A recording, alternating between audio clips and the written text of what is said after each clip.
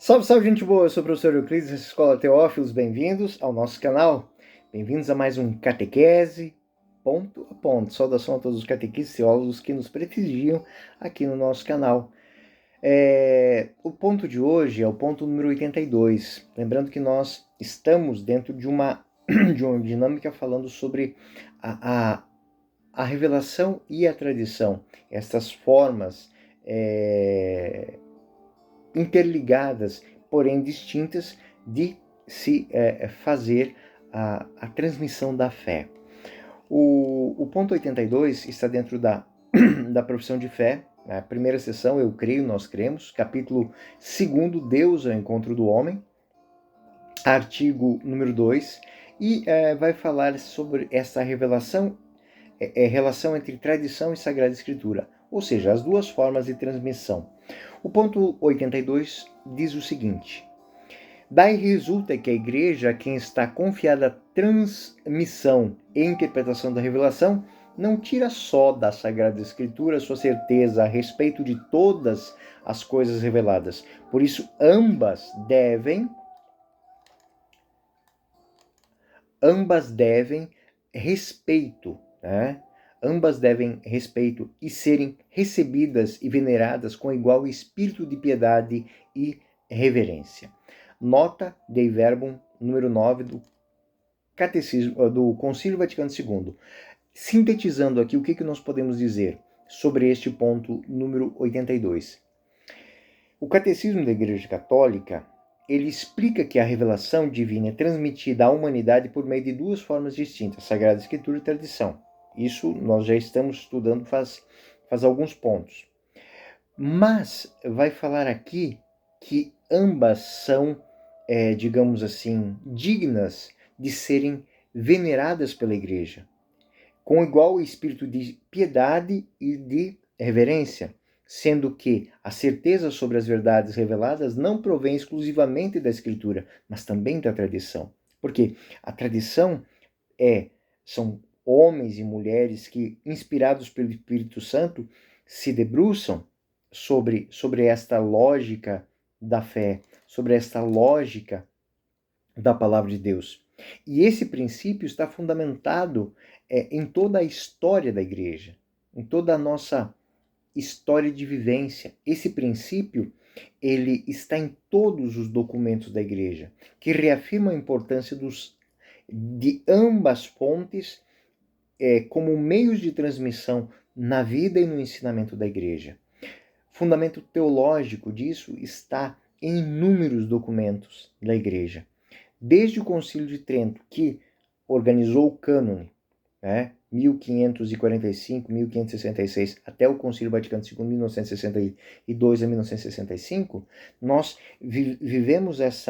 entendemos que essa relação entre Sagrada Escritura e tradição são extremamente intrínsecos e são complementares. A Sagrada Escritura é a palavra de Deus escrita sob a inspiração do Espírito Santo, que é o testemunho escrito da revelação divina, contendo tudo o que é necessário para a salvação. No entanto, temos que lembrar que a Escritura não é autossuficiente, porque é necessário a tradição para que ela seja compreendida e, mais que compreendida, ela seja vivida. Então, as palavras da Sagrada Escritura, do Evangelho, elas se tornam vivas, se atualizam através da vivência. E a vivência se pauta na tradição. A tradição não é nada mais que a transmissão viva da mensagem de Cristo na igreja. A revelação é a transmissão da palavra de Cristo na Escritura, na palavra. E a tradição é a transmissão viva da mensagem de Cristo na igreja, nos ensinamentos, na reflexão, na oração, no culto, na vida, na moral. Ela procede da Escritura, uma vez que a pregação apostólica foi quem nos deu ela no Novo Testamento. São Basílio Magno afirma isso de uma maneira muito bonita, dentro de uma obra chamada Espírito Santo. Tudo a ver, né? Dos ensinamentos e práticas guardadas pela Igreja, muitos foram recebidos por tradição, não por escrita. Ambos possuem a mesma força no que diz respeito à piedade. Muitas das nossas orações, o credo, é fonte da tradição que explicita valores que estão na revelação.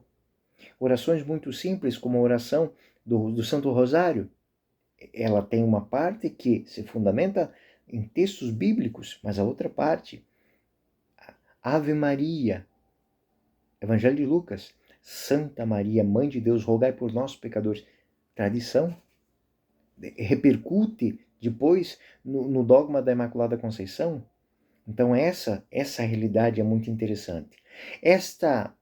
Para isso, nós podemos entender que existe uma unidade e igualdade. O Concílio Vaticano II ensina que a Escritura e a tradição são inseparáveis, uma vez que ambas procedem da mesma fonte divina e convergem para o mesmo fim, que é nada mais, nada menos que a salvação da humanidade, de maneira especial a salvação dos fiéis, daqueles que creem em Cristo. A Igreja é guardiã e intérprete autorizada pela revelação. Eis que estarei convosco todos os dias até o final do mundo, até o fim do mundo, assegurando que a transmissão fiel através dos séculos, ela é mantida pela ação do Espírito Santo. 2 Tessalonicenses 2,15, eu já citei várias vezes esse texto aqui. Ficai firmes, guardai as tradições, João 21, 25. Há ainda muitas outras coisas que Jesus fez. Se fossem escritas uma por uma, penso que nem o mundo inteiro poderia conter os livros que se escreveriam. João falando. Então, esta síntese que foi apresentada como revelação, ela passa também pela compreensão daquilo que foi dito, mas não foi escrito. Então, a tradição vai apresentar ela a partir da reflexão. Essas passagens sublinhadas, elas mostram que existe uma coexistência de elementos escritos e orais, que são vivenciais e são reflexivos, para que a transmissão da fé se dê para cada cristão de uma maneira completa. Eu sempre falo isso aqui, o magistério da Igreja, ele reafirma essa expressão. A Escritura e a tradição são fontes de autoridade da Igreja. Na vida, tem repercussões sempre, na liturgia, na catequese, na teologia. A tradição enriquece a liturgia, que permanece por práticas e orações transmitidas oralmente. Né? Exemplos, concluem o uso do credo apostólico e a forma dos sacramentos. Ou seja, nós vivemos, nós celebramos muito do mistério a partir da nossa tradição. Outro ponto, e esse é muito importante para nós catequistas, né? A transmissão da fé se dá tanto pela leitura da Bíblia quanto pela interpretação viva do magistério, assegurando uma unidade entre doutrina e fé, e isso independente da cultura na qual ela está inserida.